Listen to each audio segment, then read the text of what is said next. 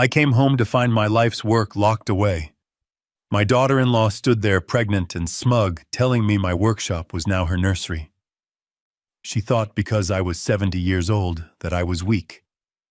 She thought because I drove an old truck that I was poor. She was about to find out that you never ever lock a master carpenter out of his own building, especially when he owns the deed to the land you are standing on. Before I tell you how I declared war on my own family, please hit that like button if you believe elders deserve respect in their own homes. Subscribe to the channel so you do not miss the rest of this story. And tell me in the comments, where are you watching from tonight? It does a lonely old man good to know he is being heard. My name is Garrett Stone. I am 70 years old, and I have spent 50 of those years building houses in the rainy suburbs of Seattle. I know every neighborhood, every zoning law, and exactly how much weight a load-bearing wall can take before it snaps. But nothing prepared me for the snap I felt inside my chest last Tuesday. I had been gone for 2 weeks driving my beat-up RV down the coast to visit my wife Martha's grave in Oregon. It was a trip I took every year to clear my head and talk to her about the state of the world. Driving back into Seattle, the rain was coming down in sheets, that cold gray wash that soaks right into your bones. All I wanted was to park the rig, pour a black coffee, and head out to my workshop. That shop is my sanctuary. It is a detached garage I built with my own hands 40 years ago. It stands separate from the main house, solid and reliable. It smells of cedar and sawdust and peace. It is where I go when the world gets too loud. But when I pulled my truck into the driveway, my headlights caught something shiny on the workshop door. I blinked, wiping my tired eyes. It was a padlock. Not just any lock, but one of those high-tech digital ones with a glowing keypad. I sat there in my truck, the wipers slapping back and forth, staring at that piece of metal. I never locked that shop. Never. My neighbors knew they could borrow a tool whenever they needed. I stepped out into the rain. My boots crunched on the gravel. I walked up to the door and rattled the handle, locked tight. I felt a surge of heat rise up my neck, hotter than any furnace. I hammered my fist against the wood. "Open up," I yelled. The sound was swallowed by the rain. That is when the back door of the main house opened. Brittany, my daughter-in-law, stepped onto the porch. She was under the awning, dry and comfortable. She was holding one of those green smoothies she is always drinking, rubbing her belly with her free hand. She is 5 months pregnant with my first grandchild, and she uses that baby like a shield and a weapon all at once. "Oh, you are back early," she said. Her voice was casual, like we were discussing the weather, not why she had barricaded my property. She took a sip of her drink. I pointed a shaking finger at the lock. "What is this, Brittany? Why is there a code on my door?" She shrugged, adjusting her expensive cardigan. "We changed it, Garrett. Toby and I decided it was time. That place is full of toxic dust and sharp blades. It is a death trap. We are turning it into the nursery." The nursery. My blood went cold. She was talking about my workshop. Inside those walls sat $80,000 worth of precision machinery. My Powermatic table saw that weighed 500 pounds. My Festool collection that I had spent decades acquiring. Hand planes that had belonged to my father. Those were not hobbies. They were my legacy. They were the tools that paid for the house she was standing in. And she was talking about them like they were garbage in a dumpster. "Open it," I growled. "Now." Brittany sighed, rolling her eyes like she was dealing with a toddler having a tantrum. "Dad, listen to me. We hired a cleaning crew. It is already done. We need the space for the baby. You do not need all that junk anymore. You are retired." Your hands shake. It is dangerous. Junk. She called 40 years of mastery junk. I started walking toward the porch, disregarding the rain soaking through my flannel shirt. That is when my son Toby came running out. He looked pale, thinner than the last time I saw him. He was wearing that nervous smile he always had when he was trying to sell a bad deal in his real estate job. "Dad, hey Dad." "Hold on," Toby stammered, stepping in front of his wife. "Let's just go inside and have some tea. It is freezing out here. We can talk about this calmly." I stopped and looked my son in the eye. I remembered the day he married Brittany. I paid off his student loans as a wedding gift. $60,000. I let them live in the upstairs of my house, rent-free, so they could save money to buy their own place. I gave him everything I never had. And this is how he repays me, by locking me out of my own life while I am visiting his mother's grave. "I am not drinking tea. Toby," I said, my voice low and dangerous.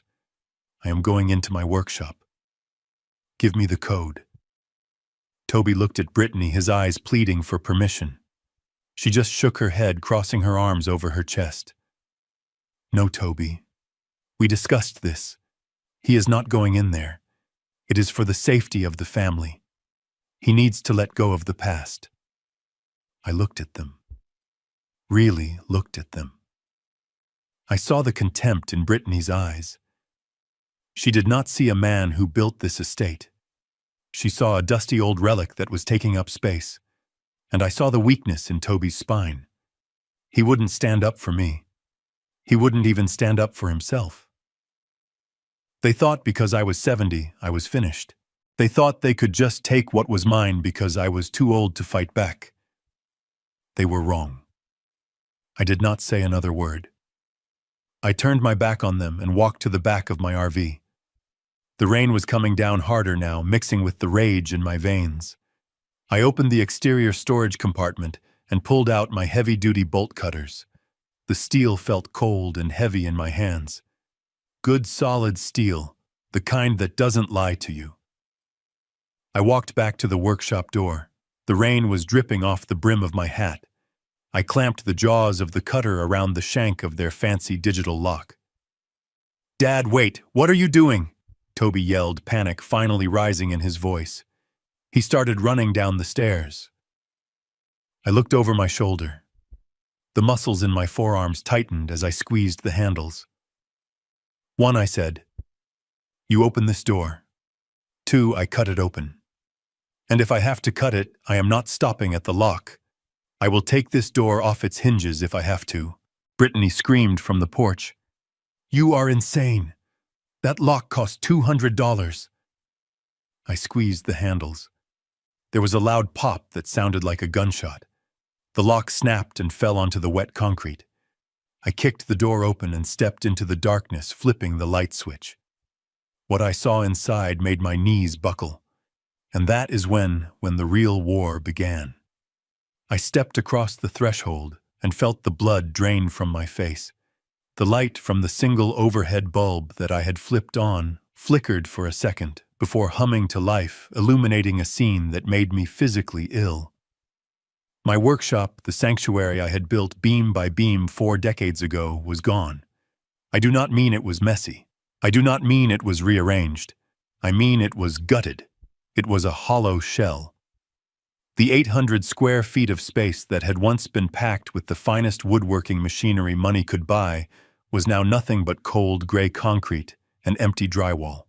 The silence in the room was heavy, oppressive, like the air inside a tomb. I walked forward slowly, my boots scuffing against the floor. The sound echoed. It never used to echo.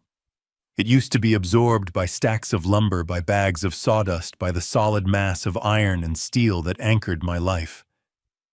Now there was nothing to catch the sound. I stopped in the center of the room and looked down. There on the concrete slab were 4 distinct rust-colored squares. They outlined the footprint of my Powermatic table saw. That machine weighed over 500 pounds. It was a cast-iron beast that I had bought in 1995. I had saved for 3 years to buy that saw. It was the heart of this shop. I had cut the timber for the addition on the main house with that saw. I had built the crib Toby slept in with that saw. Now all that was left of it were 4 stains on the floor and a phantom outline in the dust. I turned to the north wall. For 30 years, a custom-built French cleat system had hung there. It held my collection of hand tools, my Lie-Nielsen block planes, my Japanese pull saws, and most importantly, the set of Sheffield steel chisels that had belonged to my father. He had given them to me when I started my apprenticeship. They were polished to a mirror finish, their handles worn smooth by the sweat of 2 generations of stone men. The wall was bare. They had ripped the cleats right out of the studs. The drywall was torn where they had been careless, leaving jagged white scars against the painted wood. It wasn't just that the tools were gone. It was the violence of their removal. It looked like the room had been stripped by locusts. I felt a trembling start in my hands, not from age but from a rage so pure and white-hot that I was afraid I might black out. I turned around slowly. Brittany was standing in the doorway, hovering just outside the rain, holding her green smoothie like a shield. Toby was behind her, looking at his shoes. "Where is it?" I asked. My voice was barely a whisper, but in that empty acoustic chamber it sounded like a thunderclap. "Where is my life?" Brittany took a sip of her drink and shrugged as if we were discussing a missing pair of socks. "I told you, Garrett. We got rid of it. We sold it. It was just old junk collecting dust. You have not used half of those machines in years. We cleared it out to make room for the nursery. Look at all this space. Once we put down some hardwood flooring and paint these walls a nice, calming sage green, it will be perfect for the baby. Maybe a yoga corner for me in the back."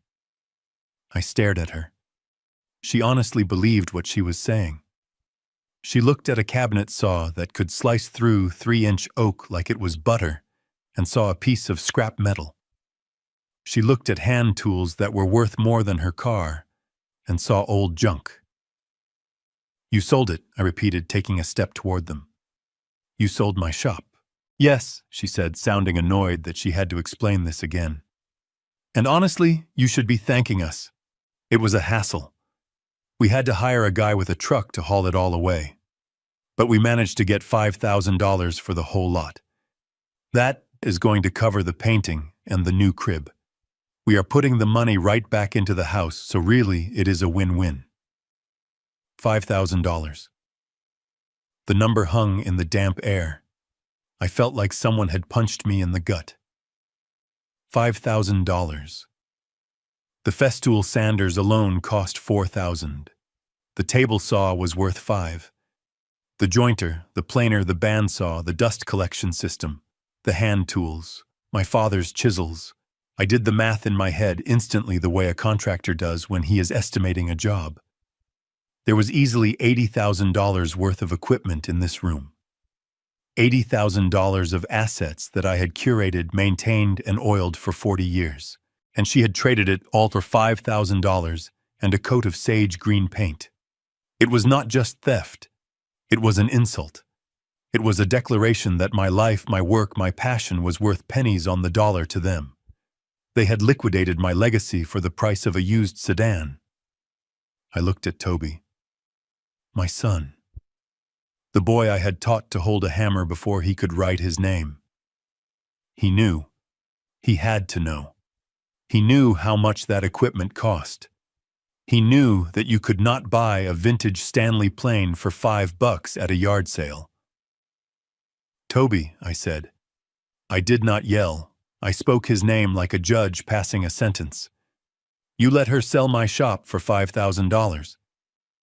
Toby finally looked up, but his eyes skittered away from mine, fixing on a water stain on the ceiling. "Dad, look, it is done." "Okay. We needed the cash. The baby is coming. Expenses are adding up.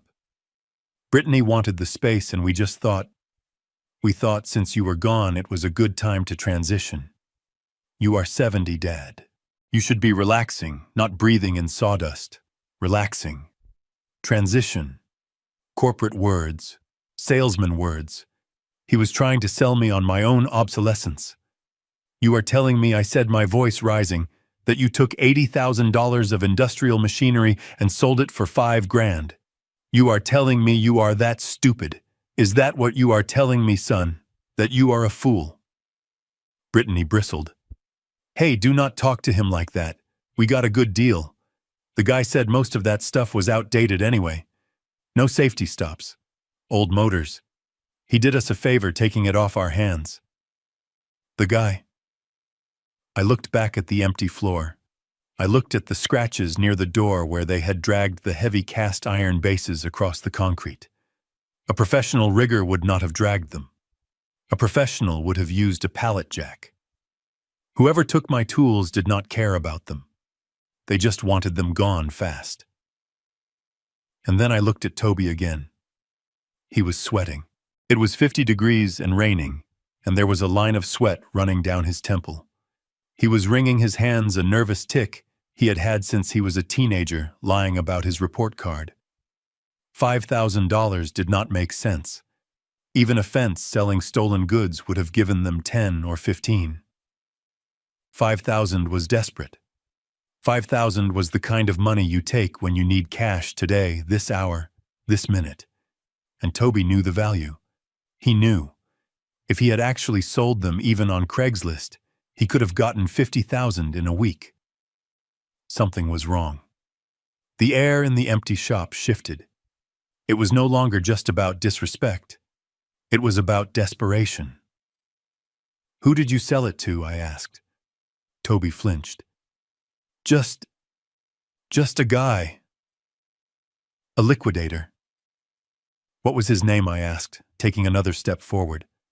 "I want his name and I want his number, because I am going to call the police and report a grand larceny, and then I am going to buy my tools back." No, Toby shouted too loud, too fast. "No police. Dad, seriously, do not be dramatic. It is done. It was a cash deal. No receipt. The guy is gone. A cash deal. No receipt. For $80,000 of equipment." I looked at Brittany. She looked confused by Toby's panic. She still thought this was about a nursery. She thought she had won. She stood there rubbing her belly, completely oblivious to the fact that her husband was vibrating with fear. "You are lying," I said to Toby. "You did not sell them to a liquidator. A liquidator would have itemized it. A liquidator would have taken days to move it all. This place was stripped bare." I walked over to the corner where my dust collector used to sit. There was a small piece of paper on the floor, wet from the rain blowing in. I bent down and picked it up. It was a tag. A small yellow tag with a number on it. The kind of tag they staple to things when they are inventorying them quickly. I held it up. "Who is the guy, Toby?" Toby swallowed hard. I do not know his name. Dad, please. Just let it go. We will buy you new tools. Better tools. Safer ones." "You cannot buy me my father's chisels," I roared. My voice cracked. I felt a tear, hot and angry, slide down my cheek. "You stole my father's chisels." I pushed past them, stepping out into the rain. The cold water felt good on my face. It kept me from exploding. I marched toward my truck. "Where are you going?" Brittany yelled. "We are not done discussing the renovation." I ignored her. I looked at Toby, who was standing in the doorway of the empty workshop, looking like a ghost. "I am going to find my tools," I said. "And God help you, Toby, if I find out you did something other than sell them." I climbed into my truck and slammed the door. As I turned the key, I saw Toby pull his phone out of his pocket. He started typing furiously. He was not calling a liquidator. He was warning someone. I backed out of the driveway, leaving them standing in the rain. I did not know where I was going yet, but I knew this town. I knew every pawn shop, every scrapyard, and every fence in a 50-mile radius. You do not work in construction for 50 years without knowing where stolen tools end up. My shop was a hollow shell, but my memory was not. I drove toward the bad part of town, toward the industrial district, where the streetlights were broken and the businesses had bars on the windows. I had a feeling in my gut, a sick, twisting feeling, that my Powermatic saw wasn't in a nursery or a warehouse. It was somewhere much worse, and I was going to find it. I drove past the turnoff for the grocery store. I drove past the warm, inviting lights of the local diner where I usually had my Tuesday night meatloaf. My stomach was empty, growling with a hunger I barely felt, but there was no room for food. I was fueled by a cold, hard knot of suspicion that sat heavy in my gut. I knew this town. I knew the places where good tools went to die, and I knew the places where they went when someone needed money fast and did not want to ask questions. I steered my truck toward the south side, down toward the industrial district, where the streetlights flickered and the potholes could swallow a tire whole. I checked 3 reputable dealers first. The men who ran those shops knew me. They shook their heads when I showed them the list of my equipment. They told me they hadn't seen anything like that come through. That was what I expected. A legitimate dealer asks for identification. A legitimate dealer cuts a check that takes 3 days to clear. Toby did not have 3 days. He had desperation written all over him.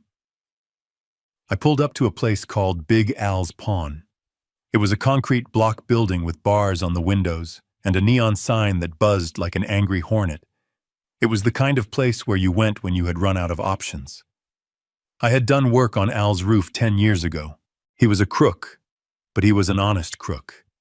He didn't lie about being a thief. I pushed open the heavy steel door. A bell jingled a cheerful sound that clashed with the smell of stale cigarette smoke and old dust. The shelves were cluttered with the debris of broken dreams. Musical instruments, televisions, power drills with the serial numbers filed off. I walked past a row of bicycles and stopped dead. There it was, sitting in the middle of the aisle looking like a thoroughbred horse in a donkey stable, my grisly industrial planer. It was a massive machine painted green and white. I walked up to it and ran my hand over the cast iron bed. I had waxed that bed just before I left for my trip. It was still smooth as glass. I looked at the power cord. I had replaced the plug cap with a heavy-duty yellow one 2 years ago after the original cracked. There it was, the yellow plug. My heart hammered against my ribs. It was one thing to suspect it. It was another thing entirely to see my machine sitting here in this graveyard of possessions. Al came out from the back room wiping his hands on a rag. He squinted at me, then his eyes widened. Garrett Stone. I haven't seen you in a decade. What brings a man like you to the bottom of the barrel? I pointed at the planer. That is mine, Al. Al looked at the machine, then back at me. He stopped wiping his hands. He leaned against the counter and sighed. I had a feeling it might be. The kid who brought it in had your nose, but he didn't have your hands. His hands were soft, like he never held a hammer in his life. Toby. My son had dragged my planer here. Did he sell it to you, I asked. My voice was steady, but my fists were clenched at my sides. Al shook his head. He spat into a cup behind the counter. Nope, he didn't sell it. He pawned it. Brought in a whole truckload of stuff. Saws Sanders those fancy German drills you like. He unloaded it all right here on the floor. Said he needed cash, not a check. Cash. I felt a wave of dizziness. Pawned. That meant he intended to get it back, or at least he pretended he did. How much, Al? Al hesitated. He scratched his chin. Look, Garrett, client confidentiality and all that. But I like you. You fixed my roof when it was leaking buckets. He took $15,000. $15,000. My equipment was worth 5 times that. And the terms, I asked. Al grimaced. Standard high-risk loan. 20% interest compounded monthly. If he misses a payment, I keep the tools. And Garrett, he was desperate. He was sweating like a pig in a butcher shop. He kept checking his phone. He told me he needed that money to save his life. Save his life. The words hung in the air between us. I stared at my planer. Toby and Brittany lived like royalty. They drove leased luxury cars. They went on vacations to Cabo and drank $12 coffees. They posted pictures on Instagram of expensive dinners and designer clothes. Why would a man living that life need $15,000 in cash from a pawn shop at 20% interest to save his life? You do not borrow money like that to renovate a nursery. You borrow money like that because you are in deep trouble. This wasn't about a baby. This wasn't about dust or safety. This was about a hole. A deep, dark hole that my son had dug for himself. I reached into my pocket and pulled out my wallet. I did not have $15,000 on me, but I had to do something. I had to prove this was real. I saw a small Nielsen block plane sitting in a glass case near the register. It was bronze and beautiful. It was the first high-quality tool I had ever bought for myself back in 1980. I want to buy that back, I said, pointing to the plane. Just that one. Today. Al looked at me with pity. You can't buy it, Garrett. It is under a pawn ticket. Only the ticket holder can redeem it.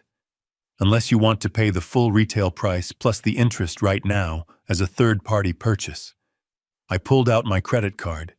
Charge it. I walked out of Big Al's with my block plane in my pocket. It was a small victory, a heavy lump of bronze that served as a physical anchor to reality. I wasn't crazy. My son wasn't just disrespectful. He was in danger. And he was a liar. I drove back toward the house. The rain had stopped, leaving the streets slick and black, reflecting the streetlights like oil. My mind was racing. What kind of trouble costs $15,000 immediately? Gambling, drugs, bad investments. I didn't know. But I knew that Brittany was walking around, rubbing her belly, and talking about paint colors while her husband was selling his father's legacy to pay off a loan shark. I turned onto my street. It was a quiet cul-de-sac lined with manicured lawns and respectable houses, the kind of place where nothing bad ever happened. I slowed down as I approached my driveway. There was a vehicle parked in front of my gate. It wasn't Toby's sedan, and it wasn't Brittany's SUV. It was a black Range Rover, sleek and menacing, with tinted windows that were so dark they looked like ink. The engine was idling, the low rumble of the exhaust vibrating in the night air. I pulled my truck to the curb a few houses down and killed the lights. I watched. The front door of my house opened. Toby stepped out onto the porch. He wasn't wearing a jacket, even though the air was cold and damp. He looked small. He walked down the driveway toward the Range Rover, his shoulders hunched, his head down. The driver's side door of the Rover opened. A man stepped out. He was big. He wore a leather jacket that looked too tight across the shoulders. Even from this distance, I could see the ink creeping up his neck, dark tribal tattoos that disappeared into his hairline. Toby stopped a few feet away from him. I rolled down my window, straining to hear. "You said you would have it," the man said. His voice was a deep, gravelly baritone that carried easily in the quiet street. I do, Toby stammered. His voice was high, frantic. "I got the first installment. I just need a few more days for the rest. The bank needs to clear the check." The man stepped closer. He reached out and grabbed Toby by the front of his shirt, bunching the fabric in his fist. He pulled my son close, so close their noses were almost touching. Toby didn't fight back. He went limp like a rag doll. "We don't do checks, Toby," the man said. "We talked about this. Cash. You have until the end of the week, or we start taking things that you can't buy back." The man shoved Toby backward. My son stumbled and fell onto the wet asphalt of the driveway. He scrambled backward, looking up at the man with terrified eyes. The tattooed man looked up at the house. He looked at the windows where Brittany was probably sleeping, dreaming of her nursery. Then he looked directly at where my truck was parked in the shadows. For a second, I thought he saw me. Then he turned, got back into the Range Rover, and peeled away the tires screeching on the pavement. I sat there in the darkness, gripping the steering wheel until my knuckles turned white. My son was on his knees in the driveway, weeping into his hands. He hadn't sold my tools for a nursery. He had sold them to pay a thug. And whatever hole he was in, $15,000, was just the down payment. I watched him pick himself up, wipe his face, and trudge back toward the house. He paused at the door, composing himself, putting on the mask of the successful husband, before walking back inside to lie to his wife. I started my truck. I wasn't going in there tonight. Not yet. I had the block plane in my pocket. I had the truth from the pawn shop. And now I had a face to put to the threat. I drove away, heading toward the motel out by the highway. I needed to think. I needed a plan. Because if I went in there now, I would probably kill him myself. But as I drove, a colder realization settled over me. Toby was desperate. And desperate men do dangerous things. If he had already pawned my life's work, what was he going to sell next? I thought about the house I built, the house that sat on land I owned. Or did I? A sudden, terrifying thought struck me. I remembered a stack of papers Toby had asked me to sign a few months ago. Insurance forms, he had said. Just updating the policy since Mom passed. I had signed them without reading the fine print because I trusted him. Because he was my son. I pulled into the motel parking lot, my heart racing faster than it had at the pawn shop. Tomorrow I wasn't going to look for tools. I was going to the county clerk's office. I had to know what else my son had stolen. I walked into the kitchen the next morning feeling like a ghost haunting his own house. The air smelled of burnt toast and tension. I had spent the night at the motel, staring at the ceiling and thinking about the man with the tribal tattoos who had shoved my son onto the driveway. I had thought about the papers Toby made me sign months ago. I knew I had to be careful. If I exploded now, if I revealed what I knew about the loan shark, Toby might bolt, or worse. I needed to keep him close. I needed to find out exactly how deep the rot went before I started cutting it out. Brittany was sitting at the island counter, scrolling through her phone. She did not look up when I entered. She was wearing a silk robe that probably cost more than my first truck. Toby was standing by the coffee maker, his back to me. I could see the tension in his shoulders. He looked like a man waiting for the executioner. "Good morning," I said. My voice was gravel. Toby jumped. He turned around, forcing a smile that looked painful. "Morning, Dad. You were out late last night." "I was driving," I said simply. Thinking. Brittany finally put her phone down. She spun her stool around to face me. Her face was set in that hard, determined look she gets when she wants something. There was no guilt in her eyes about the workshop. No shame. Just calculation. "We need to talk, Garrett," she said. I poured myself a cup of coffee. The pot was almost empty. "I am listening." "The contractor is coming in an hour to start framing the nursery in the garage," she said. I flinched at the word garage. It was a workshop, but I let it slide. And while he is here, Toby and I decided it would be efficient to make some other changes. "We think it is time you moved downstairs." I paused with the mug halfway to my mouth. "Downstairs?" "Yes," she continued, her voice brisk and businesslike. "To the basement." I looked at her. Then I looked at Toby. The basement was not a living space. It was a concrete box. I had poured the foundation myself 30 years ago. It was unfinished. There was no drywall, just exposed studs and pink fiberglass insulation that shed dust if you looked at it wrong. The floor was raw concrete. It was cold. It was damp. It was where I stored holiday decorations and old paint cans. It was not a room for a human being. "You want me to live in the basement?" I asked slowly. Brittany sighed. "Look, it makes the most sense. Your bedroom on the first floor is the biggest. It has that beautiful bay window that lets in all the natural light.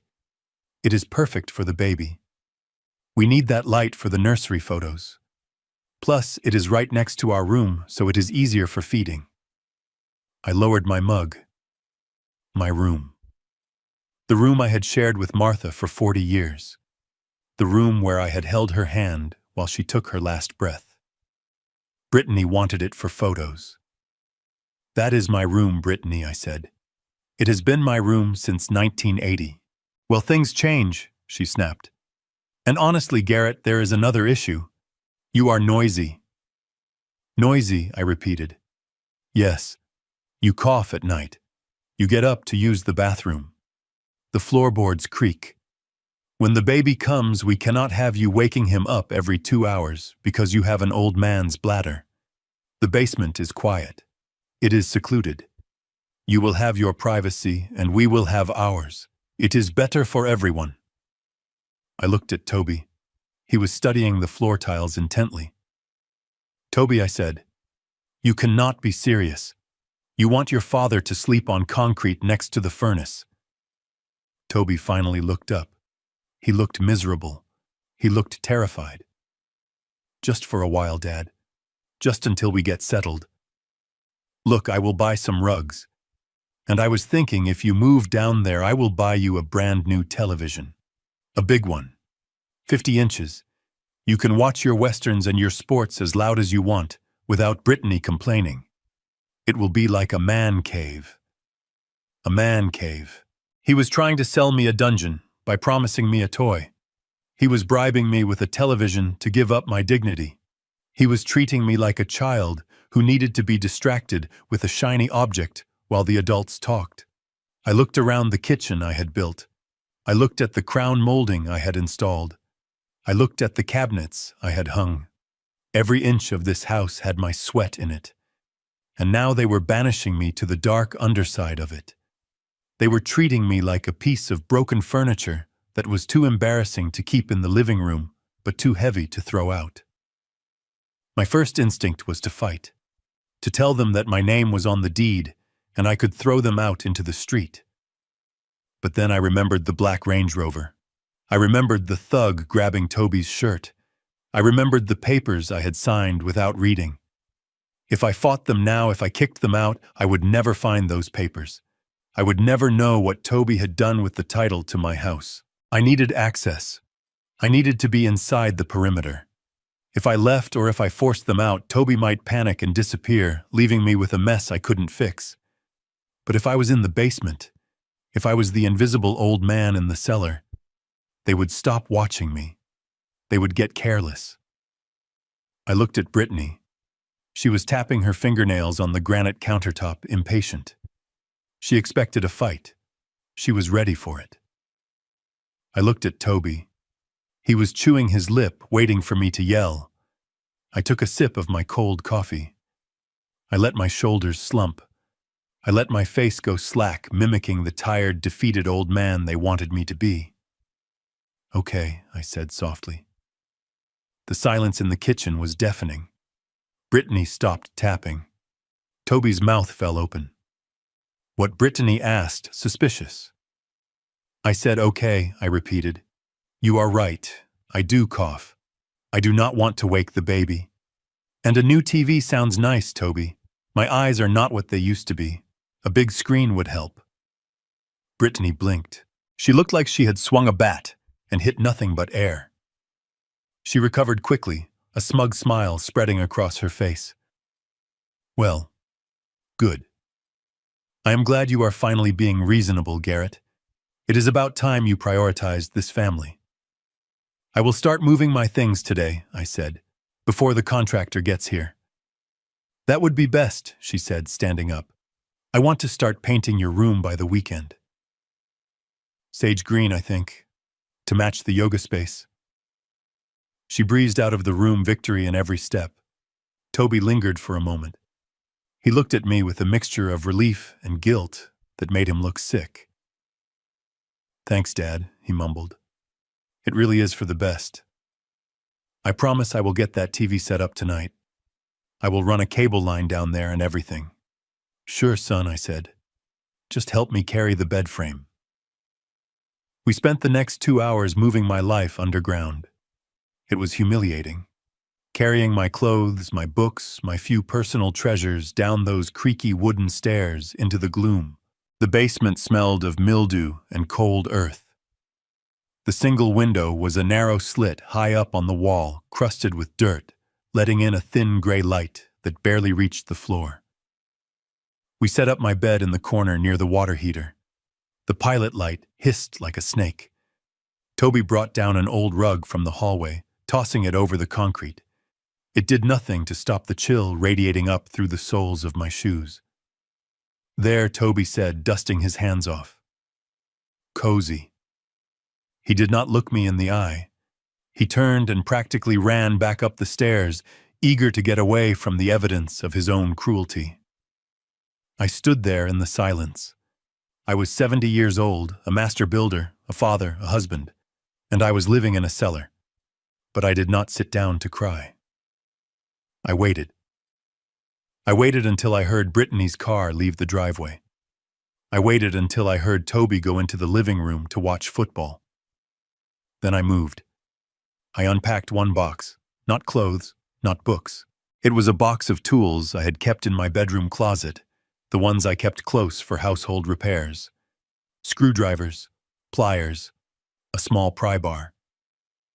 I walked softly up the basement stairs. I listened at the door. Silence in the hallway. I crept out. I went straight to Toby's home office. It was the room at the end of the hall, the one he always kept locked. He said it was because of client confidentiality. I knew now it was because he was hiding his disaster of a life. I tried the handle. Locked. Of course. I knelt down. The lock on this door was a simple interior privacy lock, a joke compared to the deadbolts I installed for a living. I pulled a thin wire tool from my pocket. It took me 3 seconds to pop it. I opened the door and stepped inside. The room was a mess. Papers everywhere. Takeout containers. It smelled of stale fear. I went to the desk. I wasn't interested in the mess. I was interested in the file cabinet. I needed to find the deed. I needed to see exactly what I had signed. I left the door slightly ajar, just a hair. I unlocked the mechanism from the inside so it would look like it was latched, but wouldn't actually catch. Tonight when they were sleeping, I would come back. They thought they had put me in a hole to rot. They didn't realize they had just given me a base of operations. I wasn't the prisoner in the basement. I was the wolf waiting under the floorboards. I went back downstairs and sat on my bed. The cold from the concrete seeped into my bones, but the fire in my chest kept me warm. I looked at the water heater. I looked at the exposed pipes. Let them have their nursery. Let them have their sage green paint. I was going to find the truth.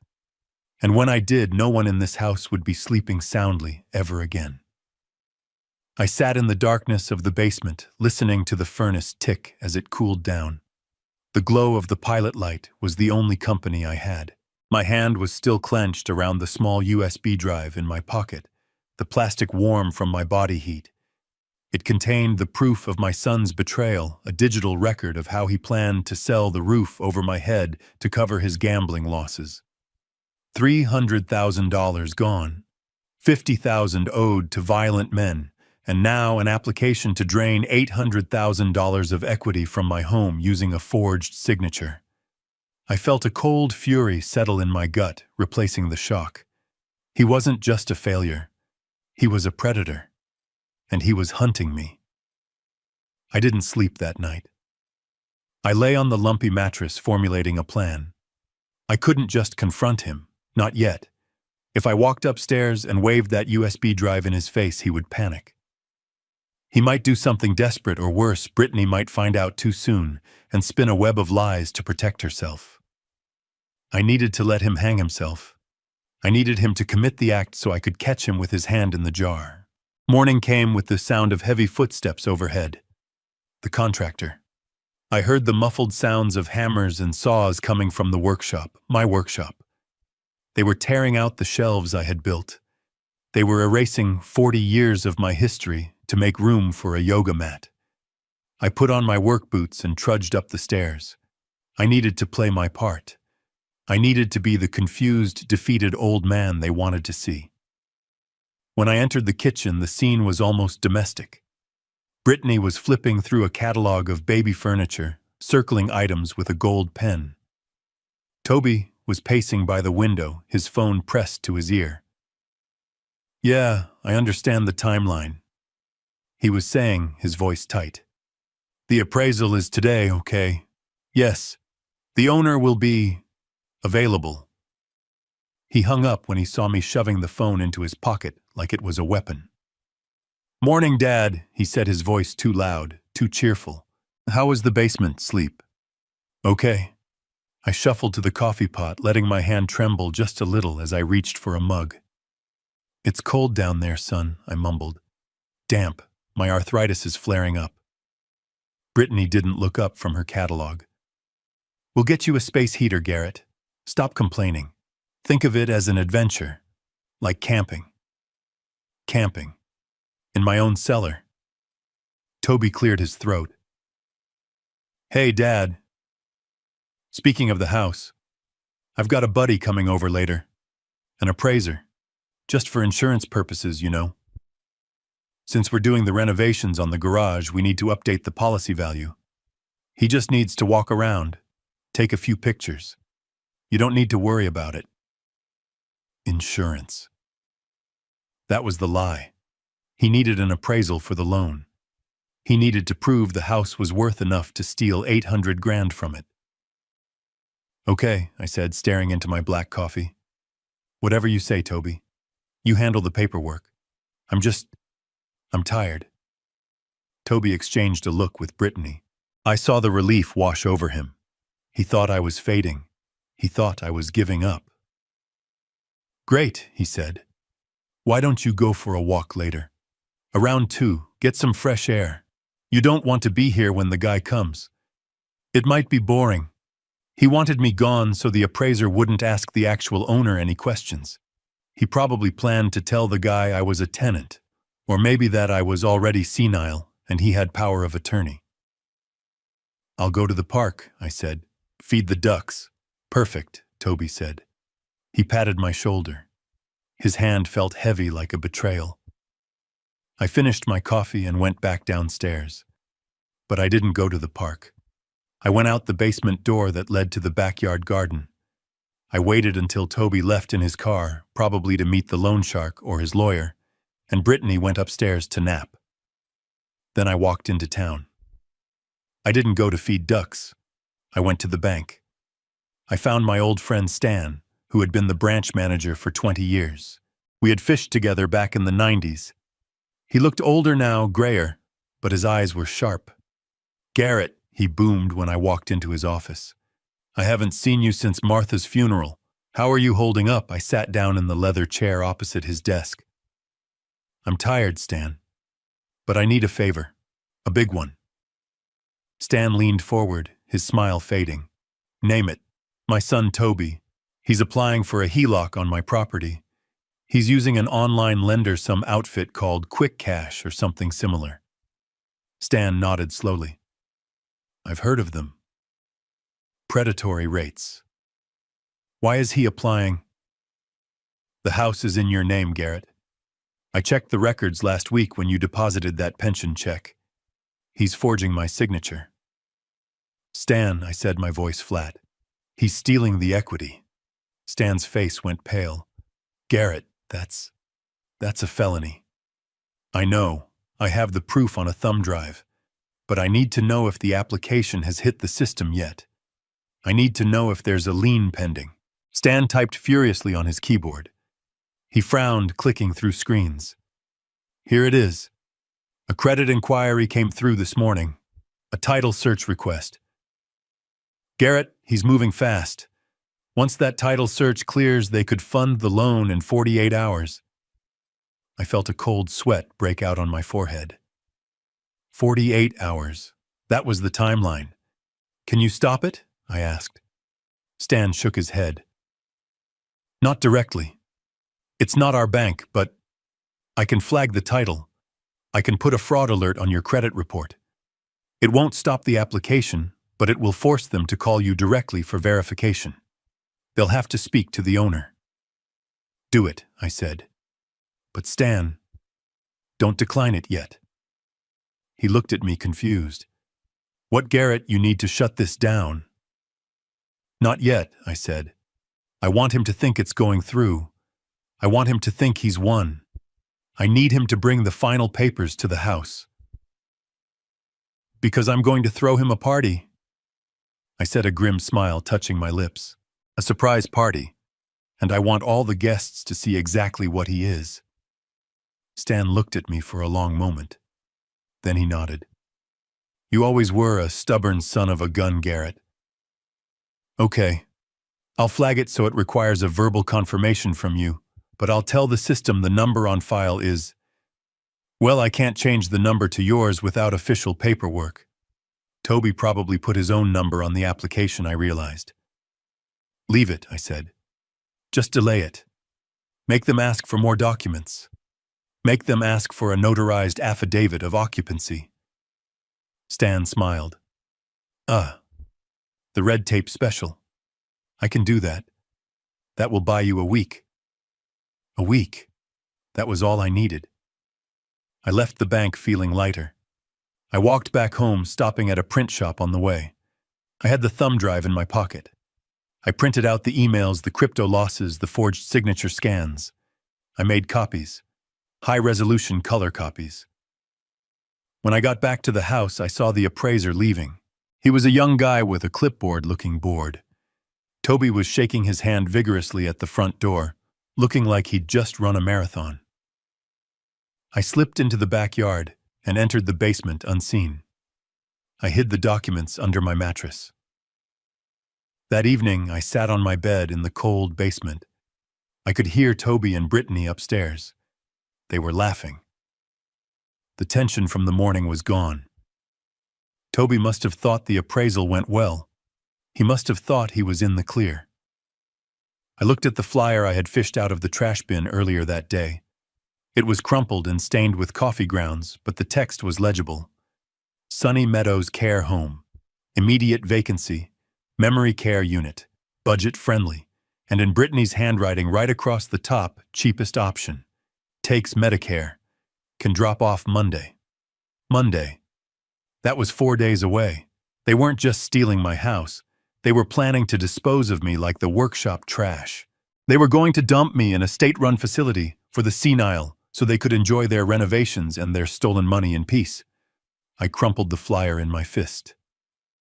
Okay, Toby, I whispered to the empty room. You want to play games? You want to talk about memory care? I'm going to give you a memory you will never forget. I pulled out my phone. I had one more stop to make before the big reveal. I needed spy gear, cameras, microphones.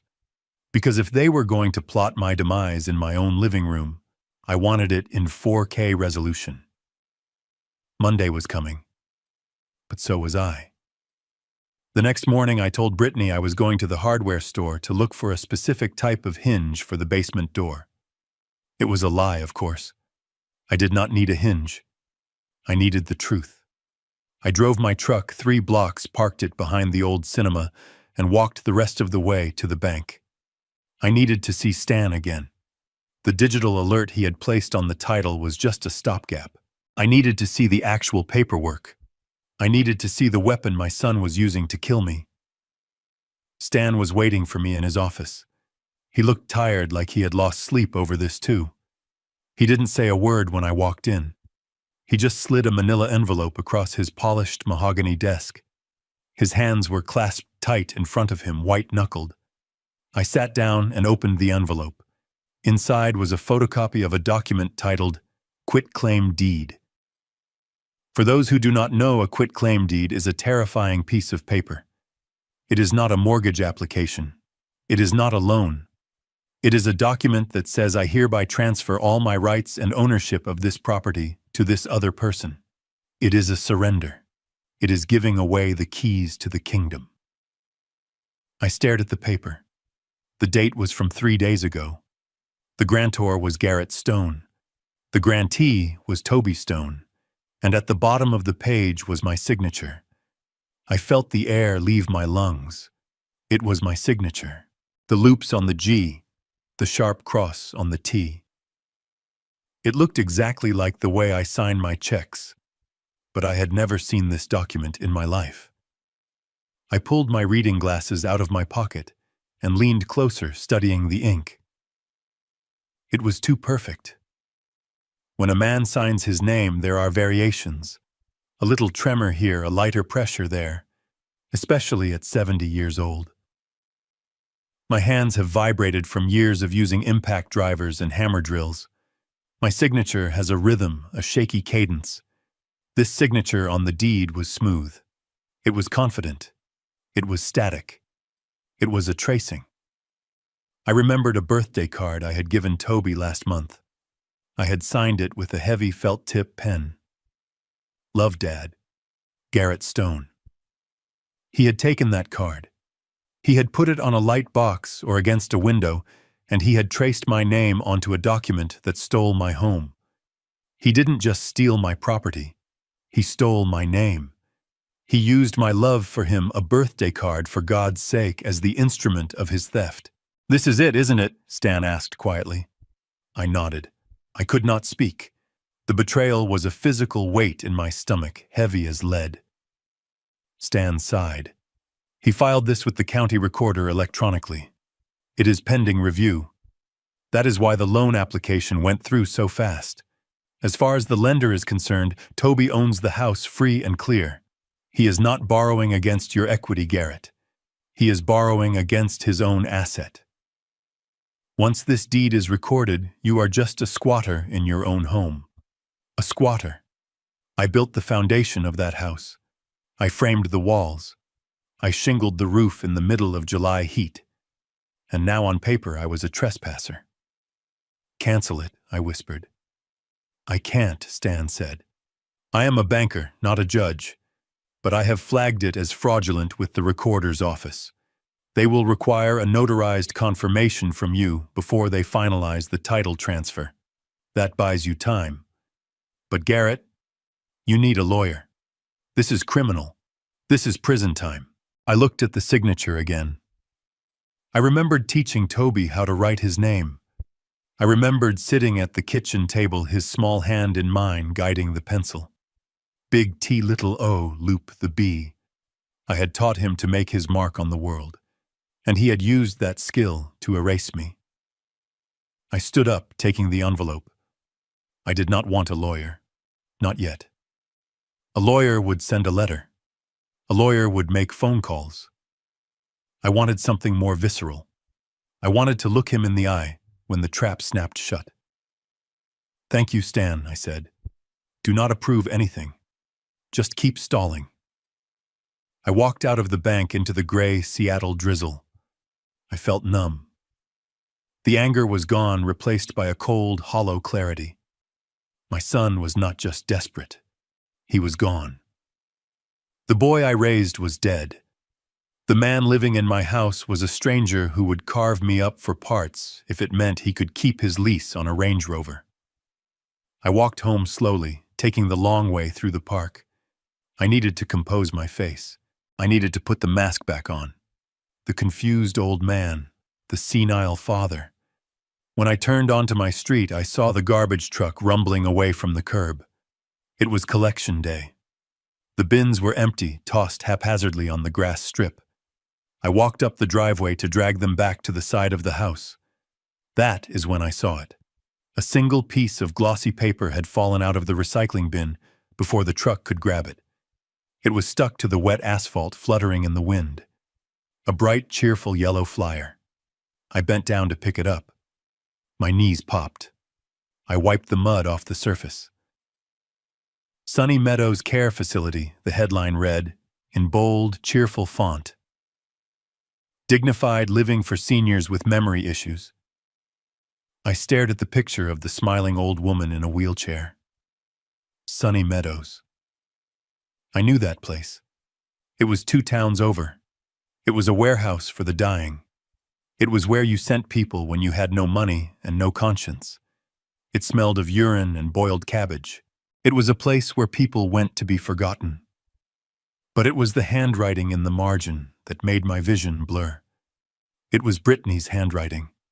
Sharp, angular letters in blue ink. Takes Medicare, she had written. Immediate vacancy in the secure ward. Can drop off Monday morning. Monday morning. Today was Thursday. They gave me 4 days. Drop off. Like I was a bag of old clothes at a donation center. Like I was a stray dog. They weren't just stealing my house. They were planning to imprison me. The secure ward meant the lockdown unit. The unit for dementia patients who wandered. The unit where you couldn't leave. They were going to take the money from the loan, pay off the shark, renovate the house, and lock me away in a state-funded hellhole so I couldn't tell anyone what they had done. They were going to tell the neighbors I had lost my mind. They were going to tell my friends I needed professional help. They were going to erase me completely. I stood there in the driveway, the rain mixing with the cold sweat on my face. I looked at the house. It looked warm and inviting. The lights were on in the kitchen. I could see Brittany moving around, probably making another smoothie.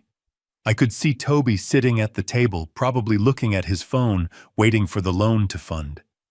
They were in there living their lives, planning their nursery, eating my food while holding a ticket to my execution. I folded the flyer carefully and put it in my pocket, right next to the forged deed. Monday. They wanted to drop me off on Monday. Well, I had news for them. Monday was going to be a very busy day. I dragged the bins back to the garage. I walked up the steps to the back porch. I wiped my boots on the mat. I took a deep breath, filling my lungs with the damp air. I opened the door and stepped into the kitchen. "Hey, Dad," Toby said, looking up from his phone. He smiled. It was a weak, watery smile. "Did you get your hinge?" I smiled back. It was the hardest thing I have ever done. "No," I said, shuffling my feet, letting my voice quaver just a little. I forgot what size I needed. My memory, it just isn't what it used to be. Brittany looked up from the sink. She exchanged a glance with Toby. A look of triumph. A look that said, "He is fading. It will be easy." "Don't worry, Garrett," she said, her voice dripping with fake sympathy. "We will take care of everything." Yes, I thought, gripping the flyer in my pocket. "You certainly have a plan." I walked past them, heading for the basement door. "I am going to take a nap," I said. The walk tired me out. I went down the stairs into the dark. I sat on my bed. I pulled out the flyer and smoothed it out on the mattress. I pulled out the deed and laid it next to it. The evidence was complete. The motive was clear. The weapon was forged.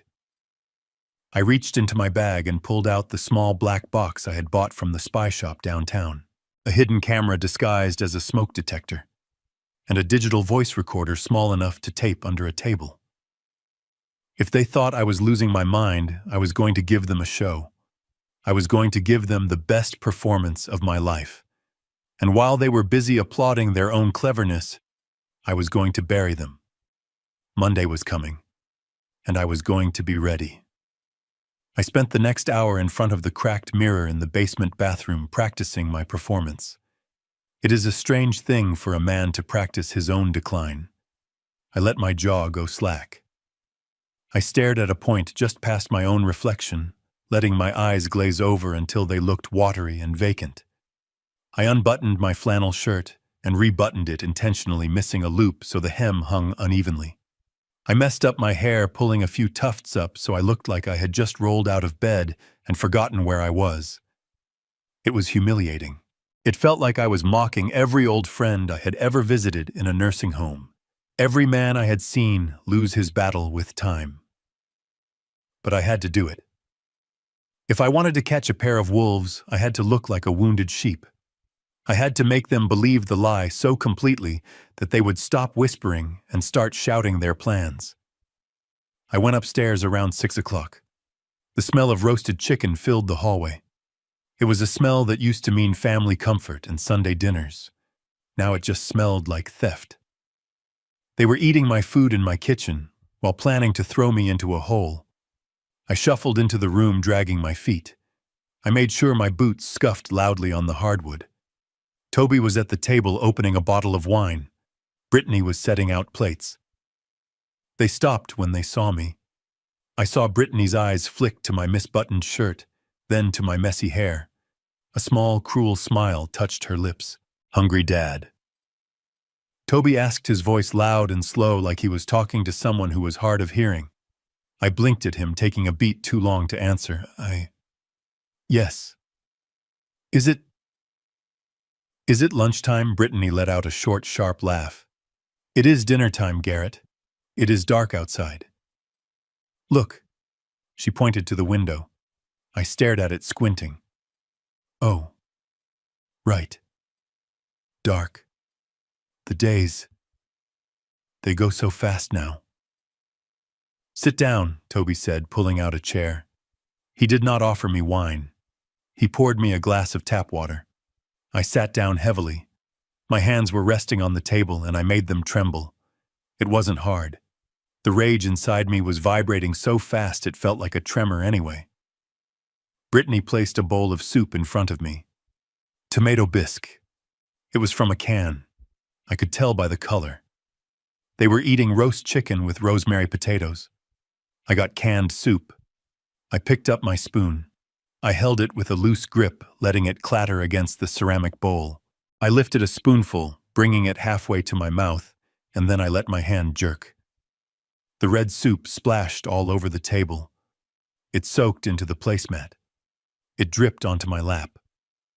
Oh, for God's sake, Brittany snapped, dropping her fork. Garrett, look what you did. I stared at the mess, letting my lower lip tremble. I looked up at her. I focused my eyes on her face, but I looked through her.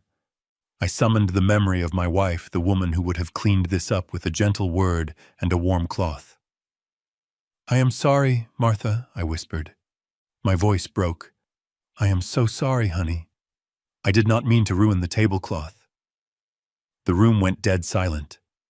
Brittany froze. She looked at Toby.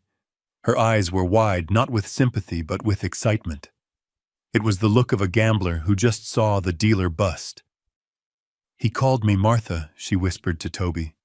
He thinks I am his dead wife. Toby looked at me, his face pale. Dad. It is Brittany. Mom is gone. I looked around the room, mimicking confusion. Gone, no. She was just here. She was making coffee. 2 sugars. I put my head in my hands and let out a sob. It was acting, but the tears were real. I was crying for the disrespect. I was crying because I had to use my dead wife's name as a weapon to save my own life. Brittany stood up. She walked over to Toby and squeezed his shoulder. She leaned down, but she didn't whisper low enough. See, she hissed. I told you. He is gone. He is completely lumping it. It is dangerous, Toby. What if he leaves the stove on? What if he thinks the baby is... I don't know, a cat. We can't have this. Toby looked at me, then at the soup on the table. Yeah, you are right. He is getting worse fast. We need to accelerate the timeline, Brittany said. Sunny Meadows said they have a bed now. If we wait, we might lose it. Let's just get through the weekend, Toby said. The loan funds on Tuesday. We need him here to sign the final notary book if the bank sends someone out. He is not going to be able to sign anything if he thinks I am, Martha Brittany argued. But she sat back down. Fine. But he goes downstairs now. I can't eat with him staring at me like that. It creeps me out. Toby stood up. Come on, Dad. Let's get you cleaned up. Let's go back to your room. He led me downstairs like a toddler. He didn't even help me change my soup-stained pants. He just sat me on the bed and turned on the small TV he had brought down. It was an old monitor from his office, not the 50-inch screen he had promised. You stay here, Dad, he said. Watch some shows. He went upstairs and locked the door. I heard the deadbolt click. They had locked me in my own basement. I waited. I sat on the bed and counted to 1,000. I listened to the sounds of the house. I heard the clink of silverware. I heard the TV in the living room. Then I heard the back door open. I heard them go out onto the deck. The smell of marijuana smoke drifted down through the vents. They were celebrating. They were getting high on their victory. Now. I moved. I did not shuffle. I moved with the precision of a man who had walked scaffolding at 20 stories. I used my wire tool to pop the lock on the basement door again. It was getting easier every time.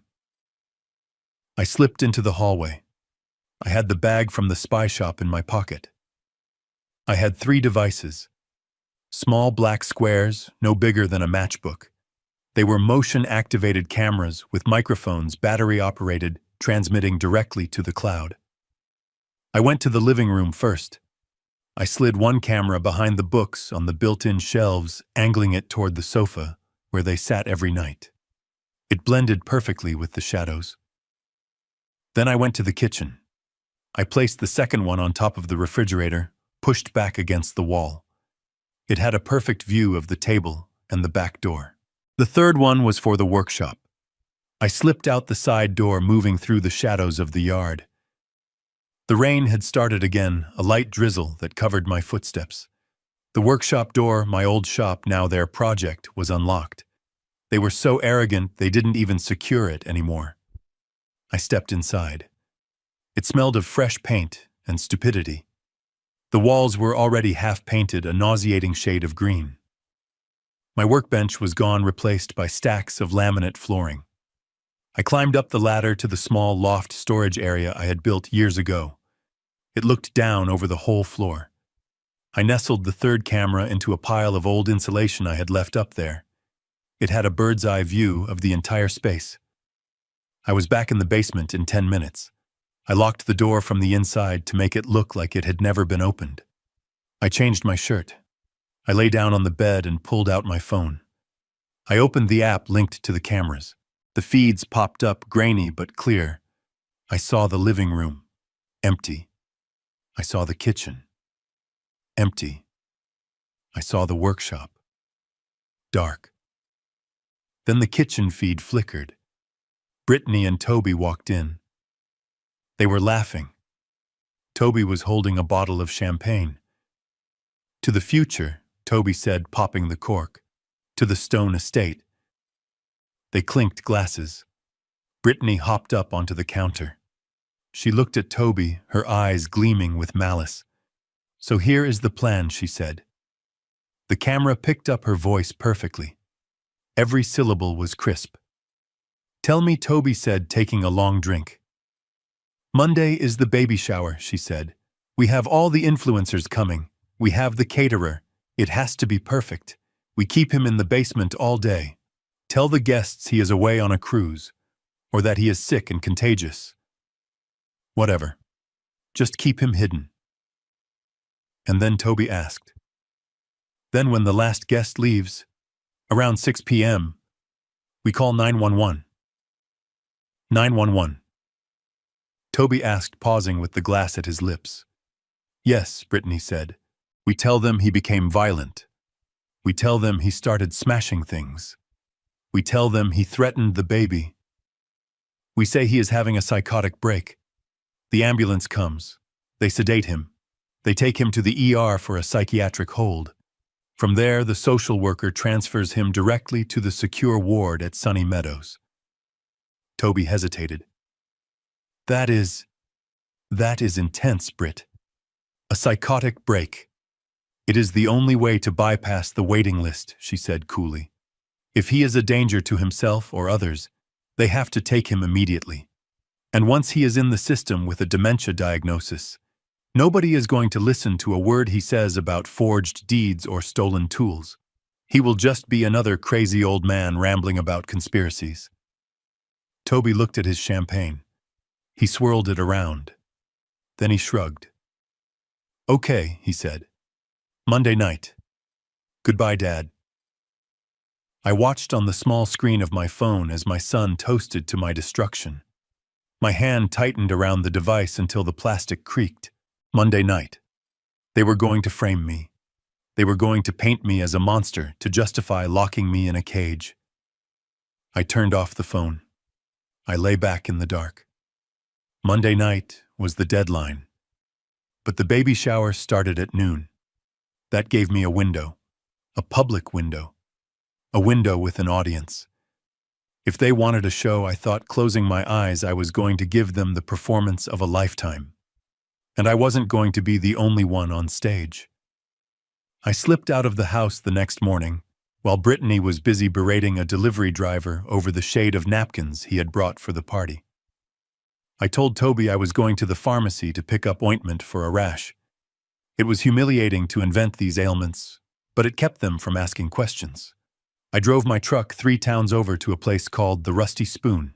It was an old diner, the kind with vinyl booths that had been patched with duct tape, and a waitress who had been working the counter since the Nixon administration.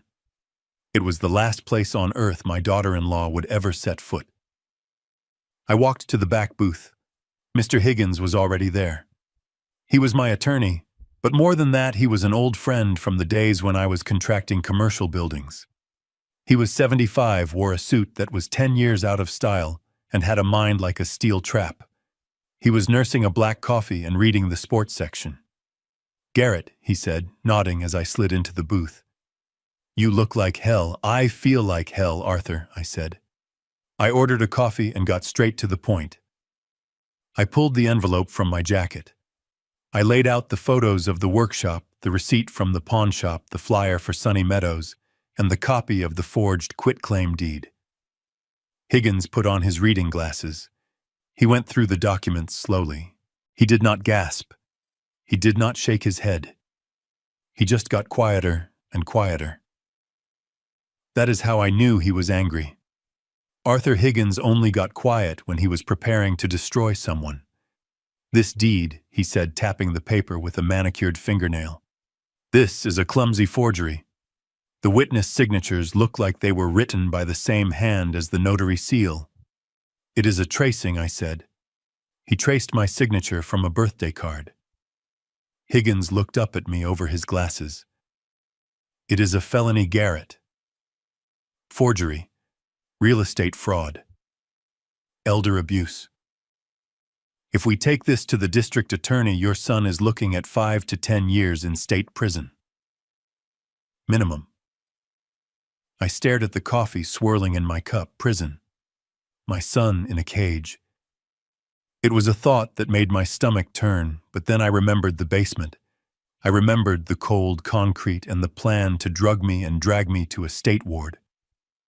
"There is something else, Arthur," I said. "Something Toby does not know. Something I never told him, because I wanted him to make his own way in the world."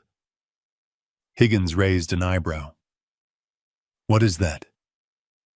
"Toby thinks he stole the house from me," I said. "He thinks that by forging my signature on that deed, he transferred the title from Garrett Stone to Toby Stone. And didn't he?" Higgins asked. "No," I said, "because Garrett Stone does not own that house." Higgins paused. A slow smile spread across his face. He leaned back in the booth. "The trust. The trust," I confirmed. 10 years ago, after Toby got arrested for that DUI and tried to sue the police department, I realized he had no sense of responsibility. "Martha and I sat down with you right in your office and we moved everything. The house, the land, the savings accounts. We moved it all into the Stone family irrevocable trust," I remember Higgins said, chuckling softly. "I drew up the papers myself." "Exactly," I said. "I am not the owner.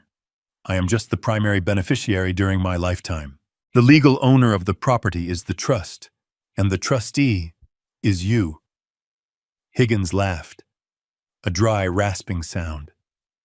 "So this quitclaim deed, this document he risked his freedom to forge, is toilet paper," I finished. "It is legally void. You cannot transfer a property you do not own personally. He tried to steal a house from a ghost." Higgins took a sip of his coffee, shaking his head.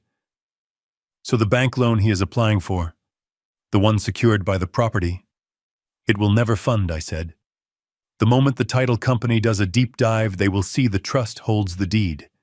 But Stan at the bank is stalling them.